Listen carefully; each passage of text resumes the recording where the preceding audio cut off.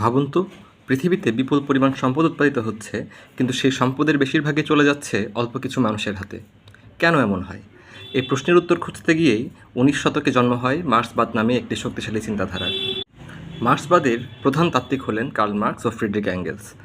তারা মানব ইতিহাসকে বৈজ্ঞানিক দৃষ্টিকোণ থেকে বিশ্লেষণ করে দেখিয়েছেন যে মানব সমাজের ইতিহাস মূলত শ্রেণী সংগ্রামের ইতিহাস।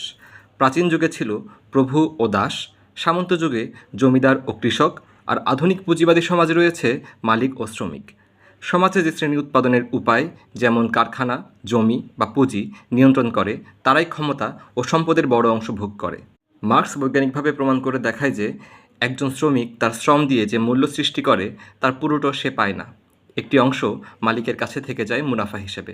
মার্ক্স এই ধারণাকে বলেছিলেন উদ্বৃত্ত মূল্য বা সারপ্লাস ভ্যালু।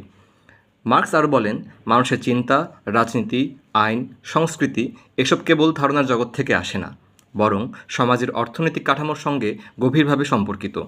অর্থনীতি হলো একটি সমাজের ভিত্তি, আর চিন্তা, রাজনীতি, আইন, সংস্কৃতি এসব হলো উপরিকাঠামো। অর্থাৎ অর্থনীতি বদলালে সমাজের অন্যান্য প্রতিষ্ঠানও বদলে যায়, বদল আসে আমাদের ধারণার জগতেও। মার্ক্সের আরেকটি গুরুত্বপূর্ণ ধারণা হলো পুঁজিবাদের মধ্যেই এমন কিছু অন্তর্নিহিত সংকট রয়েছে যা সময়ের সঙ্গে সঙ্গে বৈষম্য ও সংঘাত বাড়ায়। ফলে শ্রমিক শ্রেণী সংগঠিত হয়ে একটি নতুন সমাজ ব্যবস্থা প্রতিষ্ঠার চেষ্টা করবে, যেখানে উৎপাদনের উপায় হবে সামষ্টিক মালিকানাধীন এবং শোষণ কমতে কমতে শেষ হয়ে আসবে। তবে মার্ক্সবাদ শুধু অর্থনীতির তত্ত্ব নয়, এটি সমাজ, রাজনীতি, সংস্কৃতি এবং ইতিহাস বিশ্লেষণেরও একটি পদ্ধতি।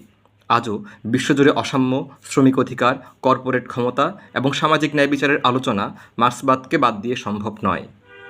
সংক্ষেপে বলতে গেলে মার্ক্সবাদ আমাদের শেখায় সমাজকে শুধু ব্যক্তি নয়, বরং শ্রেণী, ক্ষমতা এবং অর্থনৈতিক সম্পর্কের দৃষ্টিতে দেখতে হবে।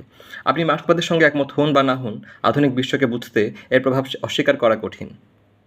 যদি ভিডিওটি ভালো লাগে তাহলে লাইক দিন, শেয়ার করুন এবং এমন আরও চিন্তাশীল বিষয় নিয়ে আলোচনা পেতে চ্যানেলটি সাবস্ক্রাইব করুন। ধন্যবাদ।